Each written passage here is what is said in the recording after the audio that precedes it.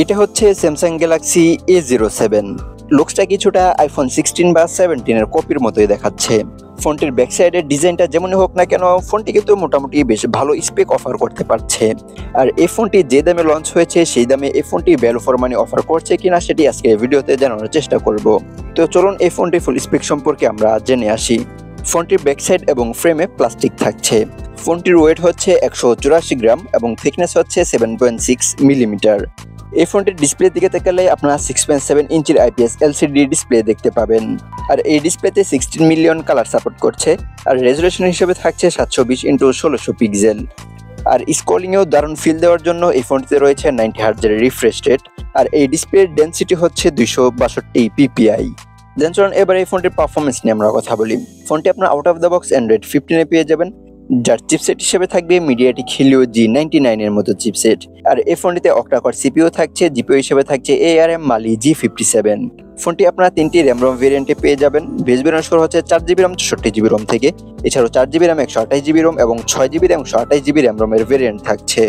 দেন ক্যামেরাতে থাকছে dual camera setup, যার মেন ক্যামেরাতে থাকছে 50 মেগাপিক্সেলের একটি ক্যামেরা, তার সাথে 2 মেগাপিক্সেলের একটি ডেপথ ক্যামেরা থাকছে। আর মেন ক্যামেরা দিয়ে সর্বোচ্চ 1080p 60fps ভিডিও রেকর্ড করতে পারবেন। সেলফিতে থাকছে 8 মেগাপিক্সেলের 2.0 অ্যাপারচারের একটি ক্যামেরা। এই ক্যামেরা দিয়ে 1080p তে ভিডিও রেকর্ড করা যাবে। ডুয়েল ব্যান্ড ওয়াইফাই সাপোর্টের সাথে এই ফোনটিতে থাকছে ব্লুটুথ 5.3। ফোনটিতে আপনার সাইড মাউন্টেন ফিঙ্গারপ্রিন্ট সেন্সর পেয়ে যাবেন, যেটি মূলত বেশ ফাস্ট ছিল। এছাড়াও এই ফোনটিতে কিন্তু অ্যাক্সেলেরোমিটার সেন্সর এবং প্রক্সিমিটি সেন্সর থাকছে। এই ফোনটি লং টাইম ইউজ করার জন্য 5000 mAh এর একটি ব্যাটারি থাকছে। এই ব্যাটারিটিকে চার্জ করার জন্য 25 ওয়াটের একটি ফাস্ট চার্জার থাকছে। ডিসপ্লেতে আপনারা যে 3টি কালার ভেরিয়েন্ট দেখতে পাচ্ছেন, এই 3টি কালার ভেরিয়েন্টে পেয়ে যাবেন স্যামসাং গ্যালাক্সি A07। দেন চলুন এই ফোনটিকে আমরা 10-এর ভিতরে রেটিং করি। এই ফোনটিকে আমরা ডিজাইনে 10-এ 7 দিচ্ছি। ডিজাইনটা আমার কাছে খুব একটা ভালো লাগেনি। বলতে এই ফোনটির বিল্ড কোয়ালিটিটা খুব একটা আমার কাছে ভালো মনে হয়নি।